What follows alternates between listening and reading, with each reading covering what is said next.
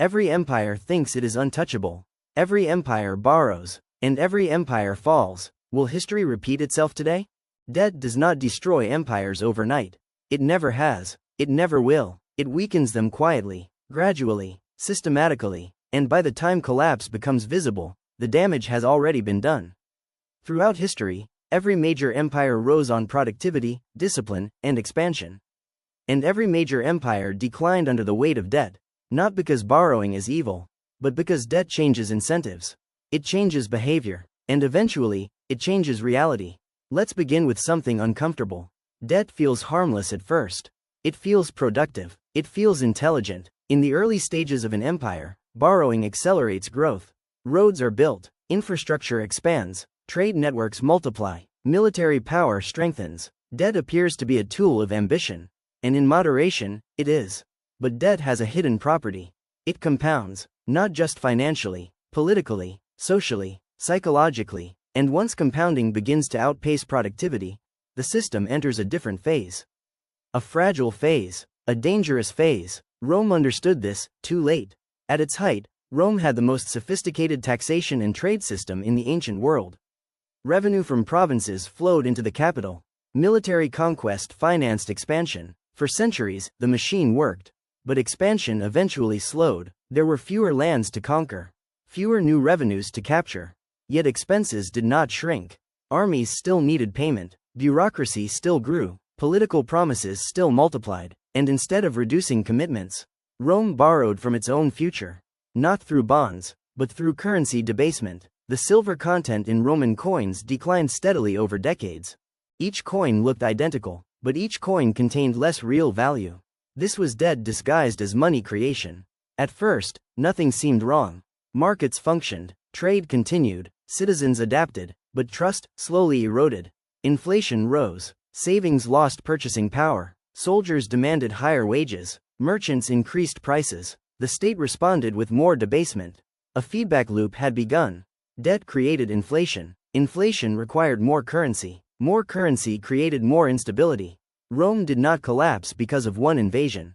It collapsed because its financial core hollowed out first. Now fast forward to the Spanish Empire. The 16th century brought unimaginable wealth from the Americas. Gold and silver flooded Europe. Spain appeared invincible, but something subtle occurred. The abundance of easy money reduced the need for discipline. Instead of building a productive industrial base, Spain financed wars, luxury, political dominance. Gold financed status, not sustainability, and the flood of precious metals triggered massive inflation across Europe. Prices soared, domestic industries weakened. Spain declared bankruptcy multiple times, despite possessing enormous resources. Because debt is not only about quantity, it is about structure, and structure determines fragility. Now consider the British Empire. In the 19th century, Britain controlled global trade, finance, and shipping. The pound sterling was the world's reserve currency. London was the financial center of the planet. Britain borrowed to expand railways, navies, global infrastructure. And it worked, until two world wars altered the equation. War was financed largely by debt. Victory was achieved, but financial exhaustion followed. Debt to GDP ratios soared above 200%. Servicing debt constrained future growth. The pound gradually lost dominance to the US dollar. There was no dramatic collapse.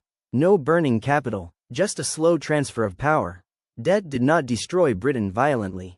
It limited its optionality, and optionality is power. Now we arrive at the modern era. Today, debt is not metallic. It is digital, invisible, abstract. Governments borrow through bond markets. Central banks purchase those bonds. Liquidity expands, interest rates are suppressed, asset prices rise, and confidence grows. The early phase feels euphoric.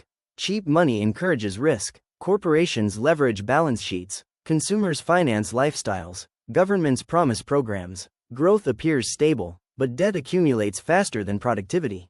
And when debt grows faster than income, future growth is pre-spent. This is the critical turning point.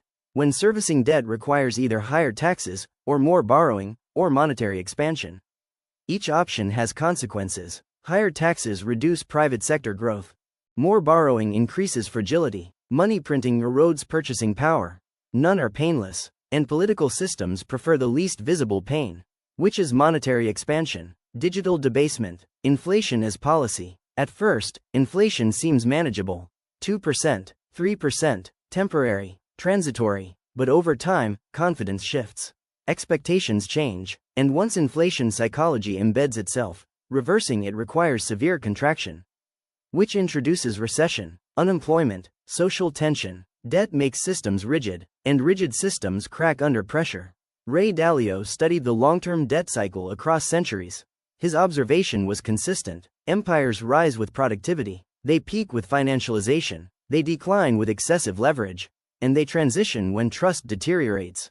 Trust is the invisible foundation of money. Without trust, currency is paper or digits. Without trust, bonds are promises without credibility. Without trust, institutions fracture. Debt accelerates the erosion of trust when it becomes unsustainable. And unsustainability rarely announces itself clearly. It reveals itself slowly, through widening inequality, through asset bubbles, through political polarization, through declining real wages. Debt amplifies inequality because asset owners benefit from liquidity expansion. Wage earners do not. The wealth gap widens, social cohesion weakens, political extremes rise, and financial fragility becomes social fragility. This pattern repeats, over centuries, across continents, across technologies. The mechanism evolves, the psychology does not. Now here is the deeper layer. Debt does not only destroy empires, it reshapes global hierarchy. When a dominant power overextends financially, a rising power with stronger balance sheets gains leverage. Capital flows shift, trade alliances change, currency reserves diversify. Power transitions rarely look dramatic at first. They look incremental, gradual, administrative, but over time, the cumulative effect is decisive. The most dangerous moment in any debt cycle is when leaders believe they can manage it indefinitely. Because confidence delays reform, and delay increases severity. History does not punish borrowing.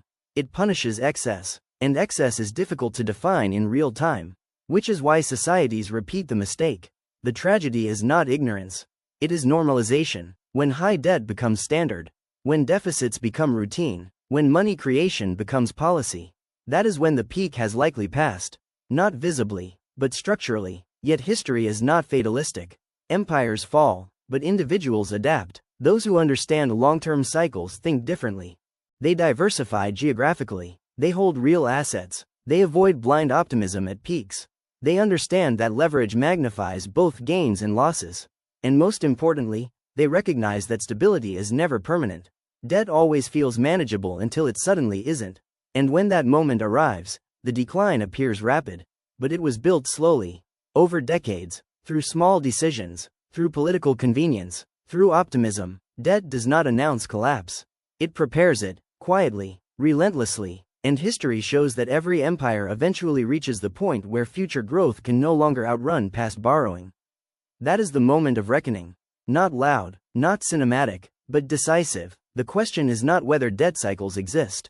The question is where we stand within ours, and whether we recognize the signals before they become obvious. Because once they are obvious, adjustment becomes painful.